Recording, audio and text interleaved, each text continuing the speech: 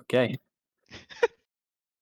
So, as you can see here, for the first 3 bosses, there's a lot of like public kills of them on Mythic and Heroic.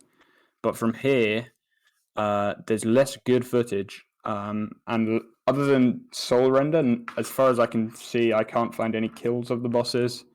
And it's not really that important to look at Mythic now, to be honest, so I won't waste time doing that. So yeah, I'm only going to cover Heroic from here.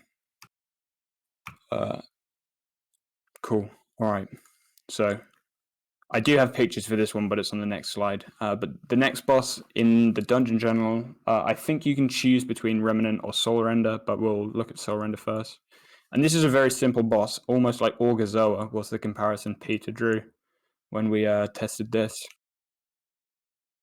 So the main thing of this fight is something called Malevolence. So this is a 21-second dispellable debuff, and it'll go on 2 players all the time in Heroic. And when it expires through either dispelling or falling off, the player with the debuff gets knocked backwards from where they're facing, and the rest of the raid will be knocked away from the person who gets dispelled's position. And on Heroic and above, you will also leave a permanent pool of goo on the floor where you get dispelled. So basically, the whole idea of this fight is controlling how we do dispels to make sure we don't kill people early.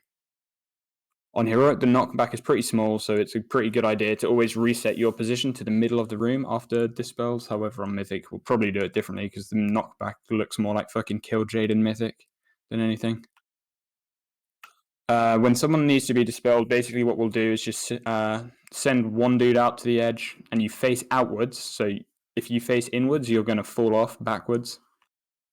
And you get dispelled, and then we just send the second person out, and we just dispel people whenever it's convenient to do so. Then the only other mechanics in this fight, other than these orbs, which I'll look at in a sec, are some fucking pizza lines to dodge. They're super easy, and then swirlies. The swirlies like get harder at the 80%, 60%, and 30% health thresholds. So at 80%, the boss will remove a piece of armor, which does some raid damage and spawns 1 wave of swirlies. It also means he stops randomly spawning some now. And then at 60%, he does the same, but he does 2 waves of swirlies and then spawns more throughout the fight. And then at 30%, he does another big hit and does 3 waves of swirlies. And by that point, we're just taking a lot more raid damage and just have to dodge a lot more random swirlies. But that's basically the fight, other than these orbs, which we'll look at in a second. He also resets his timers for the tank frontals whenever you phase it, so there is some potential for some SLG bullshit to go on, but it's unlikely because there's so little mechanics for it to interact with. So the orbs, basically, they periodically spawn 1 at a time. I don't have a picture of them, but they'll be obvious when we get there, and they start with a cage on them. The tank frontal, I think it's called Suffering. It's quite thin as well, from what I remember, but the tank frontal makes the orbs, if it hits them, lose their armor and they can be attacked. And you basically just have tanks want to hit as many orbs as they can at a time. And then raid kills the orbs, and then when they're dead, they have to be right-clicked to pick them up. And then you run to the edge, and then you get a little extra action button. And you can press it and yeet it off the edge. So basically, the only challenge of this fight is timing dispels. There's nothing other than that. It's hard. It's literally just dodge swirlies, dodge these fucking lines, and then throw the orbs off the edge. That's the whole fight, and the only thing is just making sure we deal with the dispels at the right time.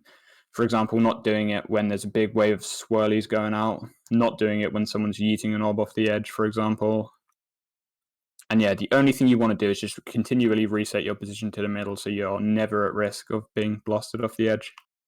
And also make sure when you go out for dispels, you face off of the platform. So if I was here, I would be facing out because you, for some reason, get knocked backwards always, no matter where you get dispelled. But yeah, this fight is going to be horrible for anyone who likes to stand still and cast. Yeah, it's fucking so movement heavy, but whatever. It shouldn't be too hard, honestly. On Heroic, it looks like it will be very easy, especially Melee with favorite. melee favored. Yeah, true. Is this a melee favorite fight? This is the melee favored resto druid fight for sure. Let's go. You hear that, Time Mars? has come. Woo! Oh, I can't read. Okay, All right. sorry. Anyone have any questions on this one? I'm not going to cover the mythic changes, but there are a few. Nah, I'm good, G. Cool. If everyone's happy, then Peter, I'm moving on to the next slide.